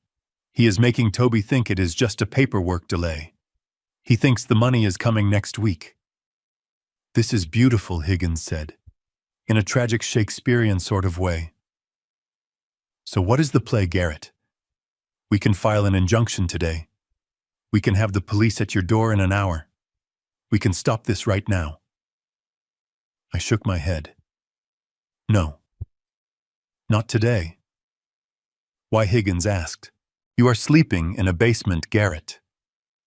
Every day you stay, there is a risk. Because if we stop it now, they will spin it, I said. Brittany is an influencer. She lives her life online. If I call the cops now, she will post a video crying about her senile father-in-law who is confused and aggressive. She will twist the narrative. She will say I signed it and forgot. She will say I am the villain. I leaned forward. I need witnesses, Arthur. I need an audience. I need to strip them bare in front of the very people they are trying to impress. Monday, I said. Monday at noon. The baby shower. Higgins whistled low. That is cold, Garrett. They are planning to commit me to an asylum on Monday night, I said. My voice was hard as iron. They have the ambulance scheduled, so I am going to throw the first punch. I want you to draw up the eviction papers, not just for Toby, for both of them. Immediate removal from the premises for violation of the trust bylaws regarding abuse of the beneficiary. I can do that, Higgins said, pulling a notepad from his pocket. I will have the papers ready. I will bring the sheriff to serve them. No sheriff yet, I said. Just you. Bring the papers. Bring the original trust documents. Come to the party at 1 o'clock. Pretend you are a guest. I want to see their faces, Arthur. I want to look my son in the eye when he realizes he didn't just lose a house. He lost his father, and he did it for nothing. Higgins nodded. He wrote down the date and time. I will be there, Garrett, with bells on. I drove back to the house feeling a strange sense of calm. The chess pieces were moving. The trap was set. All I had to do was wait. I parked my truck on the street so I wouldn't block the driveway for the contractor's vans. I walked up the path, hunching my shoulders, putting the mask back on. When I opened the front door, Toby was waiting for me in the hallway. He was practically vibrating with energy. His face was flushed. He looked like a man who had just won the lottery. Dad, he shouted. He grabbed my hand and shook it. Dad, you are back. Great. Listen, I have amazing news. I blinked at him, playing the confused old man. News. Is the baby here? Toby laughed. No, not yet. Better. The bank. My guy at the bank just called. The loan is approved. Preliminarily approved. He was lying, or rather he was repeating the lie Stan had fed him. Stan had told him it was approved pending final review, just to keep him on the hook. That is nice, Toby, I mumbled. Does that mean I can get a heater for the basement? Toby waved his hand dismissively. Dad, you can have 10 heaters. We are going to be rich. I mean, comfortable. We are going to be comfortable. The money hits the account on Tuesday. $800,000. He looked around the hallway, his eyes wide and manic. I am going to fix everything. I am going to pay off the renovation costs. I am going to buy Brittany that new car she wants. We are going to be set. He was spending money he didn't have based on a crime he had already committed, secured by a house he didn't own. It was pathetic. I am happy for you, son, I said. I truly am. I walked past him toward the basement door. Where are you going? He asked. Nap time, I said. I am tired, Toby. So very tired. Sleep well, Dad, he called after me. Dream big. I closed the basement door and locked it from the inside. I sat on my bed and looked at the camera feed on my phone. Brittany was in the kitchen holding up a sample of sage green paint against the wall. Toby walked in and hugged her from behind, burying his face in her neck. "We did it, babe," I heard him say through the tiny speaker. "We actually pulled it off. The old man doesn't have a clue." Brittany laughed. "I told you, he is a vegetable. By Tuesday we will have the money. By Monday night he will be in Sunny Meadows, and this house will finally be ours." I watched them celebrate. I watched them dance in my kitchen. "Enjoy the music," I whispered to the screen, because the band stops playing on Monday. Monday morning arrived with the sky so aggressively blue, it felt like a mockery of the storm brewing inside my house. I woke up to the sound of trucks beeping in the driveway. Not construction trucks, catering trucks, a florist van, a rental company delivering white Chiavari chairs that probably cost more to rent for an afternoon than I spent on groceries in a month. It was the day of the baby shower, or as I like to call it, the day of reckoning. I sat on the edge of my basement bed listening to the thumping of footsteps overhead. It sounded like an army was mobilizing. Brittany was barking orders. "Move that arch to the left. No, the hydrangeas need to face the sun. Be careful with that champagne tower." I checked my equipment. The camera hidden in the smoke detector in the living room was online. The one in the workshop loft was recording. My phone battery was at 100%. I had the Bluetooth earbud in my pocket ready to tune into the conversations they thought were private. I heard the lock on the basement door click open. I quickly shoved the phone under my pillow and hunched my shoulders, putting on my mask. The confused old man, the burden. Brittany stood at the top of the stairs. She looked like a pageant queen. Her hair was done up in elaborate curls, and she was wearing a long, flowy dress in a shade of pale pink that probably had a name like Blush or Petal. She held a plastic bag in her hand. "Garrett, come up here," she called down. Her voice was tight. She was stressed. Perfection takes a toll. I trudged up the stairs, blinking in the bright light of the kitchen. The room was unrecognizable. There were towers of macarons on the counter. There were crystal flutes lined up like soldiers. A banner hung across the window that said, "Baby Stone" in gold glitter letters. "Here," she said, thrusting the plastic bag at my chest. "Put these on." I looked inside. It was a pair of old stained coveralls I used for painting the exterior of the house 10 years ago, and a straw hat that had been crushed in the bottom of a closet. "Why?" I asked, letting my voice quaver. I have my church suit. I can wear that." Brittany's face twisted in horror. "No, absolutely not. You are not wearing that moth-eaten suit. Listen to me, Garrett. We have very important people coming today. Influencers, investors, people who matter." She stepped closer, lowering her voice, though there was no one to hear but the caterers who were ignoring us anyway. "I told everyone that Toby's father is a retired architectural tycoon who is currently vacationing in the south of France. They think you are in Europe sipping wine on a yacht." I stared at her. A tycoon. In France. So I asked slowly, "If I am in France, who am I supposed to be?" She pointed a manicured finger at the bag. "You are the gardener. The help. We need someone to stand by the front gate and make sure nobody parks on the grass. And the hedges look a little messy. You can trim them while you stand there. It adds to the ambiance. A rustic touch." I looked at the bag. Then I looked at her.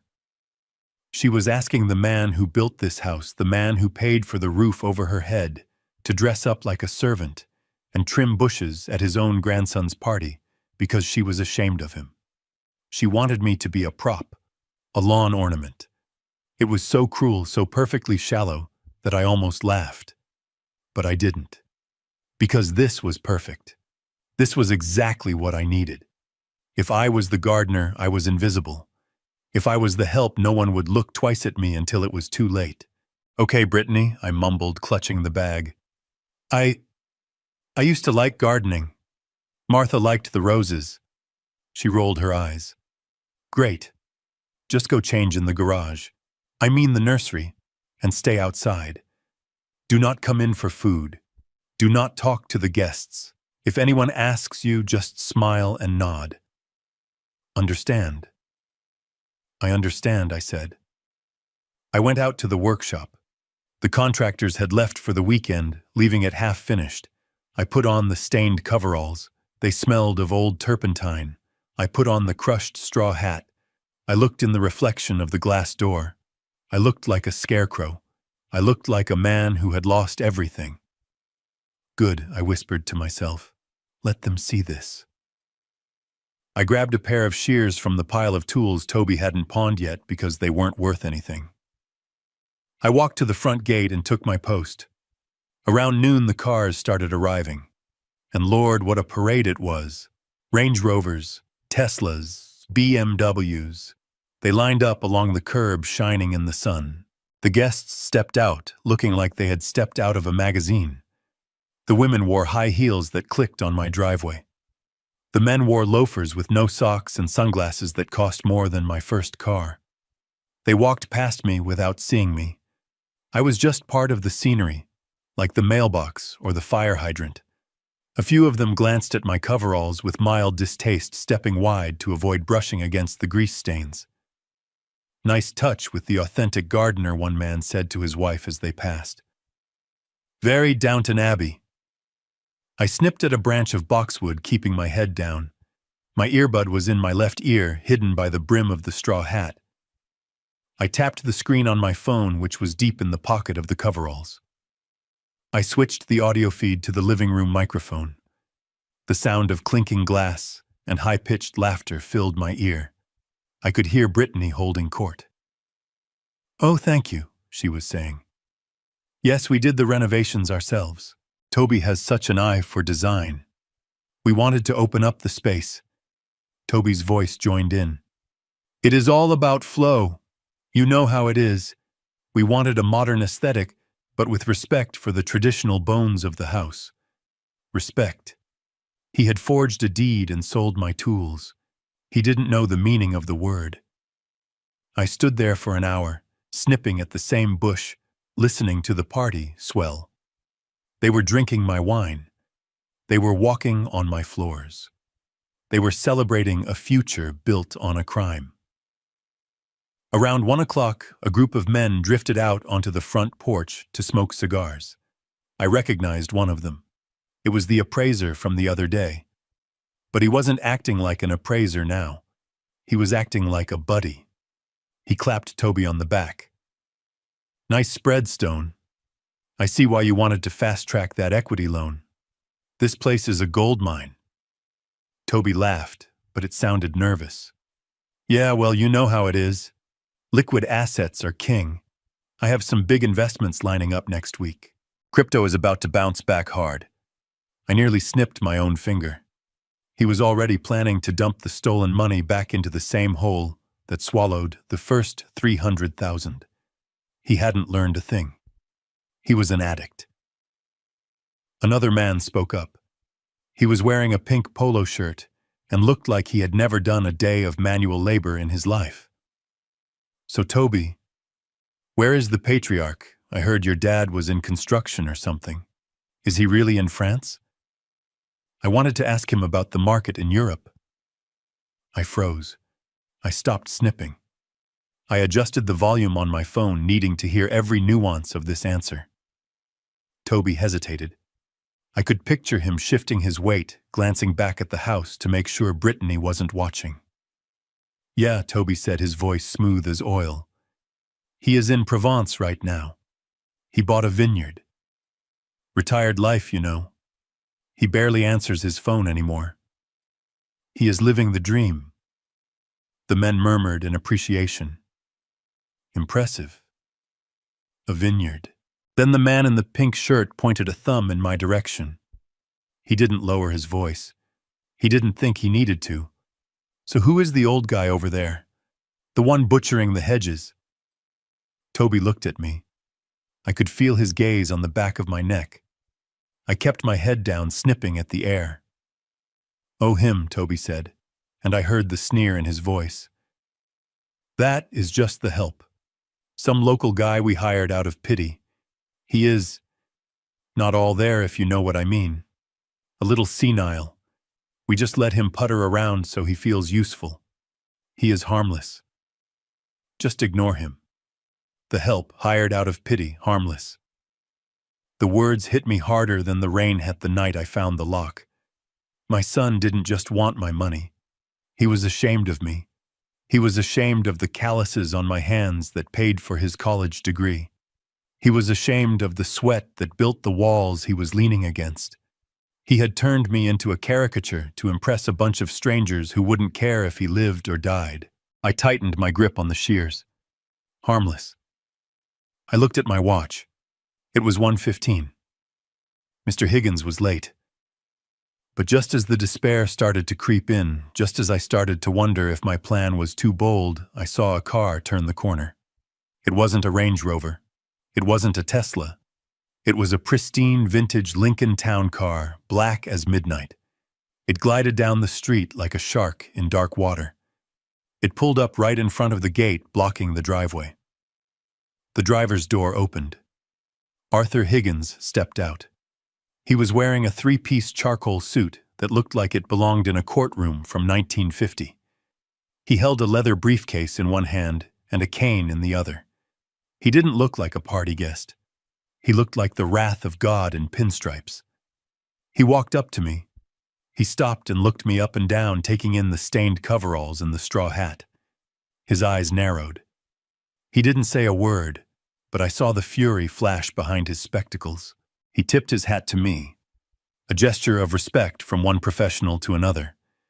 Then he walked past me up the driveway toward the porch, where Toby and his friends were smoking. I dropped the shears. They clattered onto the pavement. I took off the straw hat and tossed it onto the grass. I unzipped the coveralls. Underneath, I was wearing my best suit, the one I wore to my wife's funeral, the one I wore when I felt the most dignified. I straightened my tie. I smoothed my jacket. I reached into my pocket and pulled out the Bluetooth earbud. I didn't need to listen anymore. I was done being the audience. It was time to take the stage. I followed Higgins up the driveway. I walked with my head high. I walked like the man who owned the concrete beneath my feet. Toby saw Higgins first. His smile faltered. He looked confused. Then he saw me walking behind the lawyer, no longer the gardener, no longer the senile old man. His eyes widened. The cigar fell from his fingers and rolled across the porch. "Dad," he stammered. What are you doing?" I didn't stop. I walked right past him, pushing open the front door. The blast of air conditioning and chatter hit me. I walked into the living room. Brittany was in the center of a circle of women holding up a tiny onesie. I marched over to the stereo system in the corner. I yanked the cord out of the wall. The music died with a screech. The room went silent. 50 heads turned to look at me. Brittany dropped the onesie. "Garrett," she hissed. "What do you think you are doing? Get back outside." I looked at her. I looked at the crowd. I saw the shock on their faces. "I am not the gardener," I said, my voice filling the room. "I am the landlord, and the rent is past due." The silence in the room was heavier than the humid air before a thunderstorm. 50 pairs of eyes were fixed on me, the man in the charcoal suit standing next to the dead stereo system. I could see the confusion rippling through the crowd. These were people who lived their lives through filters and carefully curated captions. They did not know how to process raw, unedited reality. Brittany recovered first. She always did.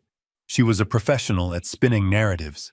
She handed the onesie to a friend and plastered a tight, terrified smile on her face. She stepped toward me, her hands raised in a placating gesture. like she was approaching a wild animal she intended to tranquilize. "Ladies and gentlemen," she announced, her voice pitching too high. "I am so sorry for the interruption.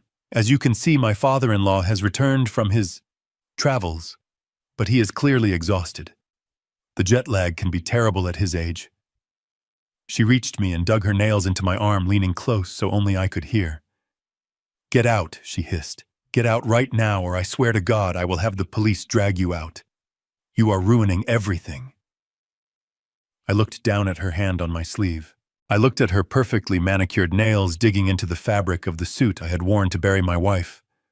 I felt a calm detachment settle over me. It was the same feeling I used to get right before I swung a sledgehammer into a wall that needed to come down. I gently removed her hand from my arm. I did not shove her. I did not squeeze. I just peeled her fingers off me like they were dead leaves. "I am not jet-lagged, Brittany," I said, my voice steady enough to carry to the back of the room. "And I am certainly not confused." Toby pushed his way through the crowd. He looked like a man who was watching a car crash in slow motion. He saw Mr. Higgins standing by the door, the silent sentinel in the pinstripe suit, and I saw the color drain from his face. He knew who Higgins was. He knew that Higgins didn't go to parties. He went to funerals and courtrooms. "Dad." "Please," Toby begged, his voice cracking. "Let's just go to the kitchen. Let's talk about this privately. We can fix this." "Fix it?" I asked. "Like you fixed my workshop. Like you fixed the deed." I walked past him.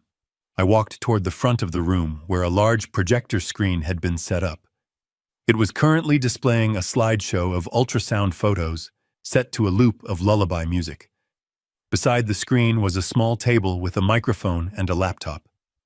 This was Brittany's stage. She had set it up for her grand unboxing where she would open gifts on a live stream for her 5,000 followers. I stepped onto the small riser. The floorboards creaked under my weight. I picked up the microphone. It was heavy wireless professional quality. They had spared no expense with my money. Brittany lunged forward. "Cut the feed," she screamed at the teenage girl holding a ring light and a smartphone. "Stop filming." But the girl was too slow, or maybe too captivated by the drama. She kept the camera rolling. I tapped the microphone. The sound thumped through the speakers, making a few guests jump. "Good afternoon," I said. The room went quiet again.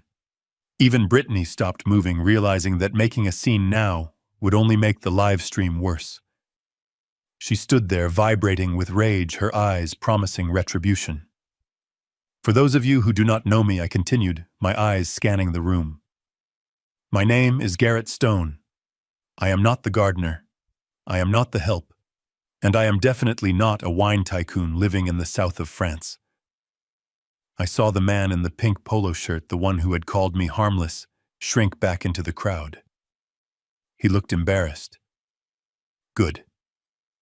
"I am a carpenter," I said. "I built the floor you are standing on. I framed these walls. I shingled this roof.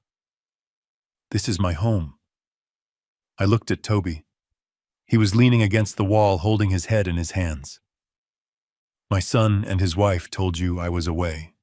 They told you I was senile. They told you I was a burden. They did this because it is easier to steal from a ghost than it is to steal from a man who is standing right in front of you." "Garrett, stop it!" Brittany shouted. She was crying now, tears of pure frustration ruining her makeup. "He is having an episode. Someone call an ambulance. He is confused. He doesn't know what he is saying." I raised my left hand. The light from the chandelier caught the gold watch on my wrist. It was a simple watch engraved on the back. "Forever, Martha, I know exactly what I am saying," I said, "and I know exactly what day it is. It is the day you decided to throw me away." I reached into my pocket and pulled out my phone. I walked over to the laptop sitting on the table. The cable connecting it to the projector was right there. An HDMI cord. I unplugged the laptop. The ultrasound photos vanished from the screen behind me, replaced by a stark blue, no signal message. You wanted to unbox some gifts, I said to Brittany. You wanted to show the world what you have. Well, I have a gift for you too. I plugged the cable into my phone. Brittany realized what was happening. Her eyes went wide. She scrambled toward the stage. Toby, stop him. He is going to ruin us. Toby pushed off the wall. He took a step toward me, his face twisted in panic. Dad, don't. Whatever it is, don't. Mr. Higgins stepped forward. He didn't shout. He just slammed the heavy end of his cane onto the floor. It sounded like a gavel. Sit down, son, Higgins rumbled. Unless you want to add assault to your list of felonies. Toby froze. He looked at Higgins, then at me. He saw the resolve in my eyes. He saw that the father who used to fix his scraped knees and pay his debts was gone. In his place was a stranger made of concrete and steel. He stopped. I tapped the screen on my phone. I have a movie for you, all I said into the microphone. It is a home movie, very candid. I think you will find it illuminating. I hit play. The screen behind me flickered to life. It wasn't high-definition art. It was the grainy, stark footage from the camera I had hidden on top of the refrigerator. The date stamp in the corner was from 3 nights ago. The audio boomed through the speakers loud and clear. So here is the plan, Brittany's recorded voice said. It echoed in the silent living room, a ghostly narration of her own cruelty. Monday is the baby shower. We keep him in the basement all day. Tell the guests he is away on a cruise. The guests in the room gasped. A woman in the front row covered her mouth with her hand. Brittany stood frozen, staring at her own image on the giant screen. And then Toby's recorded voice asked, Then when the last guest leaves, around 6 p.m., we call 911. I watched the crowd. I watched their faces change from confusion to horror. They were watching a conspiracy. They were watching a young, beautiful couple plot to dispose of an old man like he was trash. We tell them he became violent. The recording continued. We say he is having a psychotic break. The ambulance comes. They sedate him, transfer him directly to the secure ward at Sunny Meadows. On the screen, Brittany laughed. It was a cold, ugly sound. Once he is in the system with a dementia diagnosis, nobody is going to listen to a word he says about forged deeds or stolen tools. I paused the video right there. I froze the image on Brittany's smiling, triumphant face. The silence in the room was absolute. It was the kind of silence that happens when a mask is ripped off and the monster underneath is revealed. I looked at Brittany. She wasn't crying anymore. She was pale, shaking, looking around the room for an ally, for someone to tell her this wasn't happening. But no one looked her in the eye. Her friends, her followers, the people she had preened for, they were all looking at me. I looked at Toby. He had slid down the wall and was sitting on the floor, his head between his knees. I turned back to the microphone. There is no nursery, I said softly. There is no renovation budget. There is only a son who stole his father's tools to pay a gambling debt, and a daughter-in-law who forged a deed to steal a house she didn't earn. I pointed to the door. This party is over. The video on the screen did not stop. It continued to play, dragging the ugly truth out into the light for everyone to see. The grainy footage shifted to another angle, this one from the camera I had placed in the workshop loft. It showed Toby standing over a workbench, but he wasn't building anything. He was practicing signatures on a piece of scrap paper. I watched myself, or rather the digital ghost of my son, holding a pen with a shaking hand. Keep it steady. Brittany's voice cut through the speakers. Make the loop on the G bigger. It has to look exactly like the birthday card. I can't believe we are doing this, Toby mumbled on the screen. This is a felony, Britt. If the bank finds out... They won't find out, Brittany snapped, walking into the frame. She was holding a paint swatch, deciding on colors for the room she was stealing. Just trace it. Once the deed is recorded, the house is ours. We pull the equity pay off your debt, and then we deal with Garrett. The video cut again back to the kitchen scene. Brittany was pouring wine. We sell the tools first, she said casually. That covers the immediate interest. Then once the loan clears on Tuesday, we move him. I already printed the forms for Sunny Meadows. I marked the box for advanced dementia. It gives us power of attorney over his remaining accounts. Toby looked at her. What if he fights back? Brittany laughed, taking a sip of wine. He is 70, Toby. He is tired. He is grieving. And after Monday, he will be sedated. He won't fight anyone. He will just fade away. The screen went black. The only sound in the room was the hum of the projector fan and the collective intake of breath from 50 people who had just witnessed a moral execution. I looked out at the sea of faces. The influencers were still holding their phones up, but they weren't smiling anymore. They were live streaming a crime scene. The comments section must have been exploding. Brittany's perfect life, her curated aesthetic, was dissolving in real time. Brittany let out a scream that sounded like an animal caught in a trap. She lunged for the table, her eyes wild. She wasn't looking at me. She was looking at the phone, at the source of her destruction. "Turn it off," she shrieked. "Turn it off right now! You old—" She reached for the HDMI cable, her fingers clawing at the air. But she never made it. Arthur Higgins stepped in front of the table. He didn't raise his cane. He didn't even raise his voice. He just stood there, a solid wall of granite in a charcoal suit. He caught Brittany's wrist in midair. He held it firmly, not hurting her, but stopping her cold. "I would not do that," Mrs. Stone Higgins said. His voice was calm, deep, and terrifying. "Tampering with evidence is another charge you really cannot afford right now." Brittany tried to pull away, but Higgins held fast. "Let go of me," she spat. "This is my house. You are trespassing." Higgins released her with a small shove. She stumbled back, almost tripping over her own long dress. She looked around the room, searching for support, for anyone to take her side. But the guests were backing away. They were creating a circle of empty space around her, and Toby distancing themselves from the stench of the scandal. I stepped down from the riser. I walked toward Toby. He was still on the floor, but he looked up now. His face was wet with tears. "Why, Dad?" he whispered.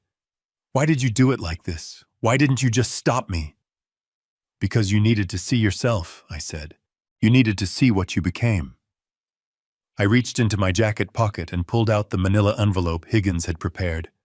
I tossed it onto the floor in front of Toby. It landed with a heavy slap. "You wanted this house, Toby," I said. "You were willing to forge my name to get it. You were willing to lock me away to keep it. But here is the punchline, son. Here is the joke." I pointed at the envelope. "You forged a signature on a quitclaim deed to transfer the title from Garrett Stone to Toby Stone. But Garrett Stone does not own this house." Toby blinked, confusion cutting through his panic. "What?" "I set this house, the land, and every asset I own into the Stone family irrevocable trust 10 years ago," I said. My voice was loud, addressing the room as much as him. "I did it to protect my family, to protect you from yourself." I looked at Higgins. He nodded. "The legal owner of this property is the trust," I continued, "and the trustee is Mr. Higgins. When you forged my name, you forged the signature of a beneficiary, not the owner. That deed you filed, the one you used to apply for that loan, it is worthless. It is a piece of trash. You tried to steal a car that had no engine." Toby stared at me. His mouth opened and closed. "You mean the loan?" "The loan was never going to fund Toby," I said. "The bank knows. The title company knows. Everyone knows. You were never going to get that money. You were just digging your grave deeper and deeper." Brittany stepped up beside Toby. Her face was a mask of fury. So what? She yelled. So the deed is bad. Fine. We live here. We have tenant rights. You can't just kick a pregnant woman out on the street. We will fight you. We will stay right here until the baby is born. I shook my head. I looked at her with pity. You really didn't read the trust documents, did you, Brittany? Of course not. You never read anything that didn't have a price tag on it. I gestured to Higgins. Higgins, please explain Clause 14 to my daughter-in-law. Higgins cleared his throat. He didn't need to look at the papers. He knew the law by heart. Clause 14, Section B, regarding the conduct of beneficiaries and residents, Higgins recited. Any act of physical, emotional, or financial abuse directed toward the primary beneficiary, that being Mr. Garrett Stone, by any resident of the trust property, constitutes an immediate breach of the residency agreement. Such breach triggers an automatic and immediate revocation of all living privileges. He looked at Brittany over the rim of his glasses. In plain English, Mrs. Stone, it means that by plotting to commit Mr. Stone to a mental institution under false pretenses, and by liquidating assets belonging to the trust, specifically the workshop machinery, you have forfeited your right to be here. This is not an eviction process that takes months. This is a trespassing order that takes effect the moment the abuse is verified. And we just verified it, I added, pointing to the blank screen. In 4K resolution. Brittany looked around the room. The guests were whispering. Some were already heading for the door, eager to escape the fallout. You can't do this, she screamed. I have a baby coming. Then you should have thought about that before you tried to destroy the man who put the roof over that baby's head, I said. Just then, a sound cut through the murmuring of the crowd. It was a sound I had been expecting. A sound I had dreaded, but also welcomed. Sirens. They started low and distant, then grew louder, wailing up the quiet suburban street. Blue and red lights flashed against the living room windows, washing the pastel decorations in harsh strobing colors. Toby scrambled to his feet. He looked at the window, then at me. Dad, he said, his voice trembling. Dad, tell me you didn't. I didn't call them Toby, I said softly. The bank did. The front door burst open. 3 police officers walked in. They looked serious. They looked like men who had seen the evidence and knew exactly who they were looking for. One of them stepped forward. He spotted Toby immediately. Toby Stone, he said, his hand resting on his belt. Toby stepped back, bumping into the table with the macaron tower. It wobbled and crashed to the floor, spilling expensive cookies everywhere. Yes, Toby squeaked. Toby Stone, you are under arrest for bank fraud, forgery of a legal instrument, and elder abuse. Put your hands behind your back. Brittany screamed. It was a raw, primal sound. No, you can't take him. We have plans. We have money coming. The officer ignored her. He spun Toby around and slapped the cuffs on him. The metal clicked shut. It was a final, decisive sound, the sound of a door closing on a future that never existed. Toby looked over his shoulder at me as they marched him toward the door. He was crying openly now. Dad, help me, he sobbed. Please, I am your son. I looked at him. I looked at the man who had sold my legacy for $5,000. I looked at the man who had planned to drug me and lock me away. I stepped closer to him. I leaned in so only he could hear. You were my son, Toby, I whispered. Now you are just a man who learned that the price of betrayal is higher than any loan you can get. I watched them drag him out the door into the flashing lights. Brittany was running after them, screaming at the police, screaming at me, screaming at the world that had finally told her no. I stood alone in the center of the ruined party. The guests were fleeing like rats from a sinking ship. The music was gone. The lies were gone. And for the first time in months, the air in my own house felt clean. The handcuffs clicked with a sound of finality that echoed off the walls of the house I built. Toby was weeping now, loud, ugly sobs that shook his whole body. He looked like a child who had broken a window, not a grown man who had tried to defraud a bank and imprison his father. "Dad, please," he wailed, twisting his head around as the officer guided him toward the door. "I didn't mean for it to go this far. I was scared. The debt. They were going to hurt me. You have to help me. You always help me." I watched him. I watched the boy I had taught to ride a bike, the young man I had bailed out of college debt, the adult I had let live in my home. I saw the fear in his eyes, but I also saw the lack of responsibility. Even now in cuffs, he was blaming the debt, the fear, the situation. He wasn't blaming himself. "I did help you, Toby," I said, my voice heavy with a sadness I knew would never fully leave me. "I gave you a home. I gave you a start. I gave you every chance to be a man of honor. But you chose the easy way. You chose to steal. You chose to lie. And when that wasn't enough, you chose to throw me away like garbage." I stepped closer, ignoring the police officer who tensed slightly. I needed my son to hear this. "I am not helping you out of this one," I said softly. "This is a lesson I cannot pay for. You have to buy this one with your own time." Toby slumped, defeated. The officer pushed him forward, and he disappeared out the front door into the flashing red and blue lights. Brittany was next.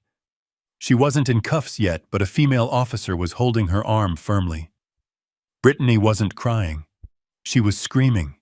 She was spitting venom, her face twisted into a mask of pure hatred. "This is all him," she shrieked, pointing a shaking finger at the open door where Toby had vanished. "I didn't sign anything. I didn't know about the loan. You can't touch me. I am pregnant. You are stressing the baby." Mr. Higgins stepped into her path. He looked at the officer. Officer Higgins said calmly, "Mrs. Stone admitted on a recorded video to facilitating the liquidation of assets belonging to the trust, specifically industrial machinery valued at $80,000. She also conspired to file a false police report regarding a mental health crisis. We will be pressing charges for grand larceny and conspiracy." The officer nodded. "Ma'am, we're going to need you to come down to the station for a statement."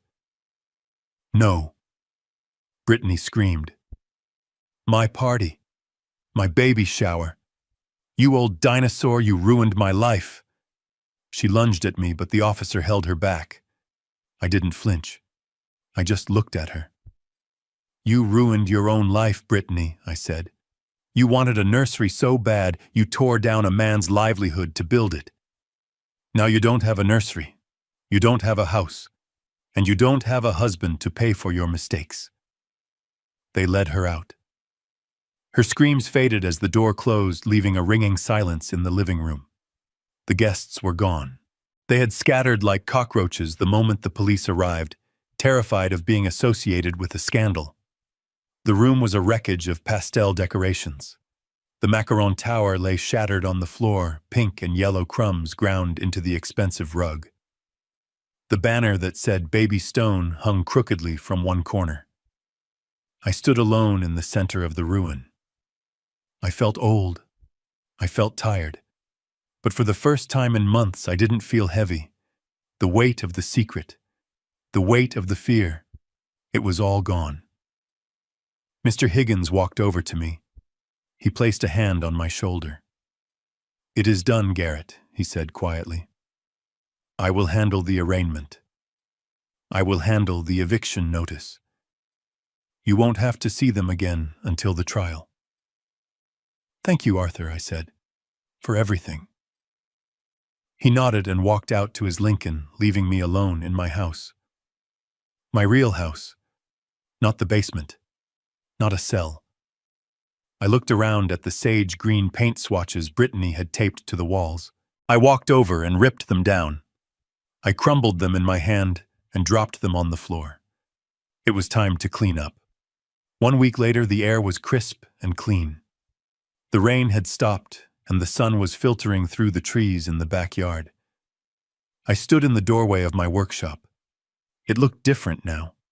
The smell of Brittany's cheap lavender air freshener was gone, scrubbed away with bleach and hard work. The sage green paint was gone, covered by a fresh coat of bright, clean white. The laminate flooring she had stacked in the corner was in a dumpster. But the most important change was the noise. It wasn't silent anymore. A delivery truck was backing up the driveway, the reverse alarm beeping a steady rhythm. 2 men in blue uniforms jumped out and opened the back gate. "Delivery for Garrett Stone," the driver called out. "That is me," I said, stepping forward. They unloaded the first crate. It was heavy. It took both of them and a dolly to move it.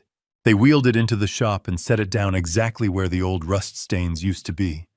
I stripped away the cardboard packaging. Underneath was cast iron and gleaming steel. A new Powermatic table saw. Bigger than the old one. Better motor. Safety stop technology. Next came the bandsaw. Then the planer. Then the jointer. I spent the morning directing them, watching my shop fill up again. It wasn't just metal and motors. It was possibility. It was the future returning to the present. When the delivery men left, I stood in the center of the room. It smelled of packing grease and new rubber. It was a good smell, but it needed one more thing. I walked over to the new workbench I had built over the last 3 days. It was solid maple, thick and heavy.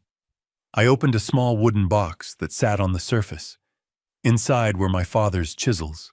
I had found them in the trunk of Toby's car before the tow truck took it away. He hadn't pawned them. He had forgotten them. They were the only things he hadn't managed to sell, probably because he didn't know what they were worth. To him, they were just old, rusty tools. To me, they were the Holy Grail. I took out the widest chisel. I felt the weight of it in my hand. The handle was familiar, welcoming. I picked up a piece of white oak I had selected from the lumber yard yesterday. I clamped it to the bench. I put on my leather apron. I tied the strings behind my back. I adjusted my safety glasses. I placed the edge of the chisel against the wood. I pushed. The steel sliced through the grain with a whispering sound, curling a long, perfect shaving of wood. The smell of cut oak rose up sharp and sweet. It filled the room, chasing away the ghosts of the last few months. I took a deep breath, filling my lungs with the scent of sawdust. I was 70 years old. I was alone. My son was in jail. My daughter-in-law was facing charges. My bank account was bruised, though the trust was safe. But as I looked at the curl of wood on the bench, I realized I wasn't poor. I wasn't broken. I was a maker. I was a builder. And I still had work to do. I picked up the next piece of wood. I had a plan for this one. I wasn't building a crib. I wasn't building a renovation. I was going to build a rocking horse. A sturdy, beautiful rocking horse.